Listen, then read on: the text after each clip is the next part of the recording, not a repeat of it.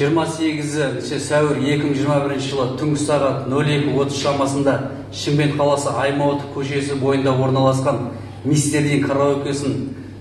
карантин талаптарын бұзғаны үшін анықталып, Қазақстан Республикасының әкімшілік құқық бұзушылық туралы кодексінің 425 бабы бойынша тиісті құжаттар жиналып тиісті органға жолданды.